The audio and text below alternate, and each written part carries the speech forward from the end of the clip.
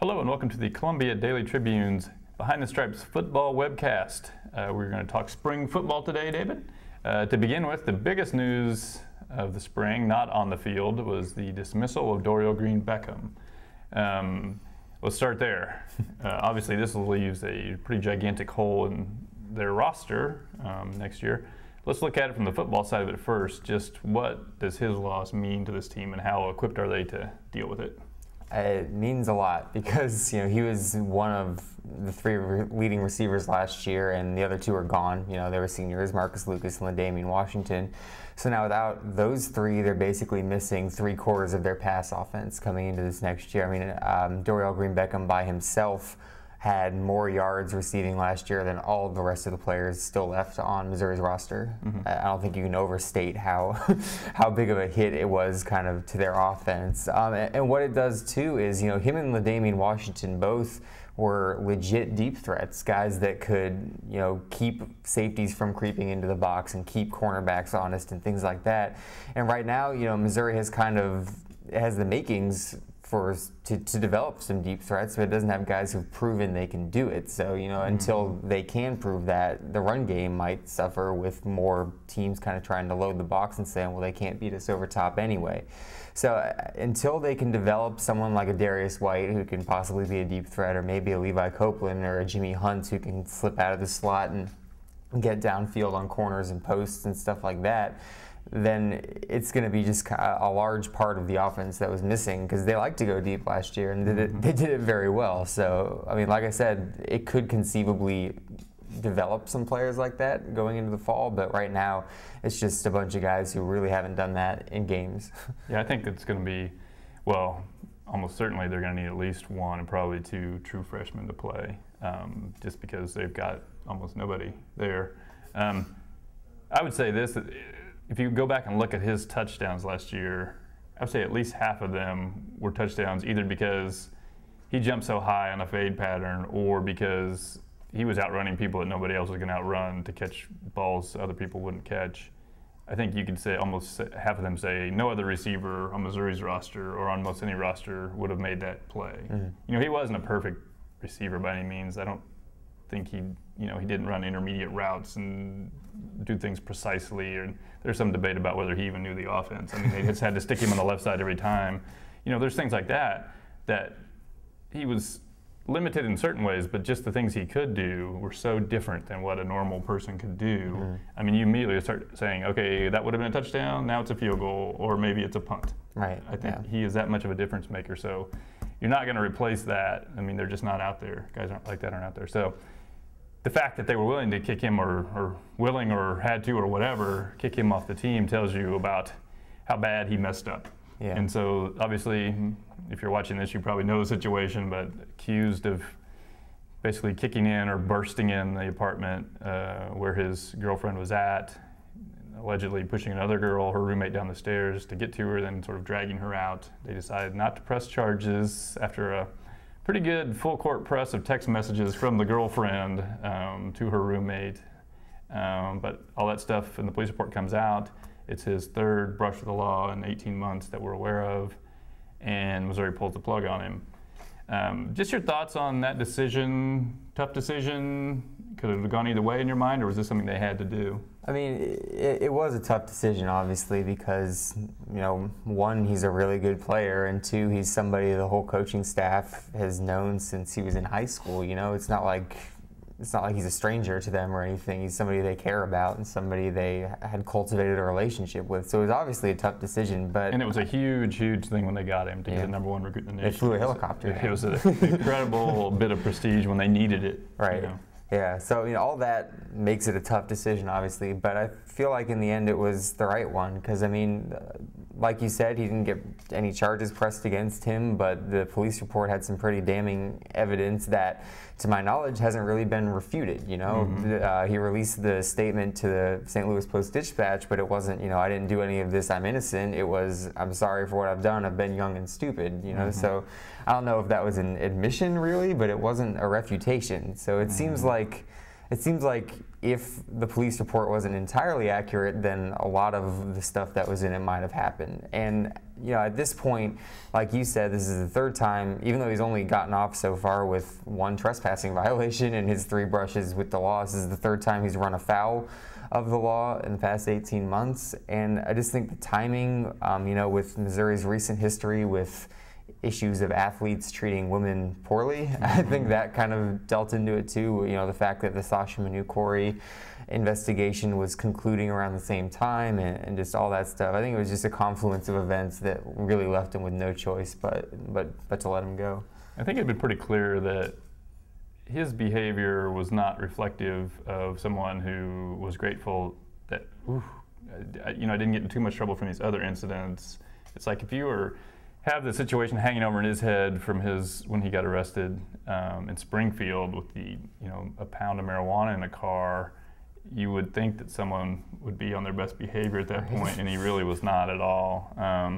So it almost gave you the impression of this is the guy who just expects that no matter what he does, it's all going to get fixed somehow. I agree with you. Not only was it from his own recent history, but everything has to be put in the context of the times, and the current times at Missouri were extreme embarrassment over behavior of athletes. You have basketball players getting arrested twice in a day from assaulting a teammate. Yeah. The teammate filing a restrainer. I mean, it's been bizarre and embarrassing, and he picked the wrong time to do something stupid. And doubly so because it was an act of violence against a woman where they've had lots of trouble in the past and have not been very proactive in penalizing the players when they do know about it. The only thing about this punishment I would be interested in is if, for whatever reason, the police did not release the details in that report or somehow redacted it to where you didn't really know what was going on, yet Missouri knew all those details, would Missouri have still acted? That's the question we've often had about Missouri's athletic department is they're pretty good at taking action once everybody knows what has happened, not so much when it's just sort of behind the scenes. So that's what we will never know is, would they have made the same, would they have kicked him off the team if they knew what we know, but we don't know what we know? I think I followed you there. Yeah. All right, so back to football. Spring practice is now over. Let's first of all look at the quarterback position, which was, I think it's always the most interesting thing in the spring. Going into the spring, I think everybody knew Matty Mock was probably going to be the starting quarterback, but last year there was some idea that maybe Eddie Prince was a promising guy in the fall, and maybe he had a shot, and Burkester played some. But I think everyone would agree that, if anything, Matty Mock put a lot more distance between himself and everybody else in the race. Yeah, it's not a surprise that Matty Mock is the starter. It was somewhat surprising how convincing he was playing that role. I mean, if you think about it, he had 4 starts and 13 games last year of experience to draw upon, and what you saw there was a young, unfinished prospect with a lot of work to do to become a steady hand behind center. And then when you see him reemerge this spring, he looks like a Matty Mock playmaking capability with James Franklin's patience and with James Franklin's kind of level head in his shoulders. It looks like he said he spent a lot of time over the offseason working with the receivers on weekends on those intermediate routes where last year he would fire the ball in there like he was throwing a 60-yard touchdown pass, but I mean, he's got a lot better touch on shorter routes. He's a lot more patient in going through his reads than he was last year, and if 3 scrimmages are any indication, he's a lot more accurate. He completed 64% of his passes as opposed to 51% last year. And yeah, it's against the number 2 defense, and it's where he doesn't have to worry about getting hit because a touch takes him down, but those are still things that are translatable to when he's going to play against Georgia or when he's going to play against South Carolina. The fact that if the line can give him time and create a pocket around him, he's not going to get nervous in there. He's not going to get jumpy, and he's going to go through his reads and make good, accurate throws. And so, I mean, I think he impressed me, and I'm sure he impressed the coaches too. Yeah, I think the one thing you had to keep in mind with Matty Mock would be, all right, now that he is the guy, then who do you want to be the backup? Because they have an interesting cast of characters. They have 5 scholarship athletes, all of whom here in the spring, including true freshman Marvin Zanders. And so they don't all do things different. I think Corbin Bergstresser and Eddie Prince are both basically pocket passers. And they have been 2 and 3 on the depth chart. Then below them, you have Trent Hosick and Zanders, who are more runners. So I think the question is, and I wrote about this the other day off the scrimmages, is it possible that a guy could be your four-string quarterback, but maybe be of more value but you might want to play him situationally where you don't really want to play your second and third stringer, because I don't know that Corbin Bergstresser or Eddie Prince can do anything that Matty Mock can't do. I think he's a better runner than them and he's a better passer than them, so there'd be no point in playing them. But if he were to get hurt long term, you might want to choose one of those guys because they're competent enough as passers to use them. Whereas Trent Hosick is a guy that I think he's the kind of runner that could break a lot of tackles, extend plays, do that sort of thing. Could be a short yardage guy, or Xanders is probably a longer shot to play it all at quarterback just because he hasn't been around at all. But he's got electrifying speed. It's very enticing. I'm maybe more intrigued than most by him, but I am very intrigued by him. So how do you think that is going to work out? How do you think they're going to fool around with their backup quarterbacks? Yeah, like you said, I mean, it almost seems as if they need to find a way to get one of those two, Hosick or Xanders, involved. And I think Trent Hosick can be, I don't know, Wildcat's kind of a dirty word at this point because so many offenses have tried it and kind of tanked with it. But I think Trent Hosick can be a Wildcat option or almost a Tim Tebow-esque option. He's obviously not as big as Tim Tebow was, but he's got good arm strength. You saw that in the 93-yard touchdown pass he threw to Eric Laurent, deep in the red zone.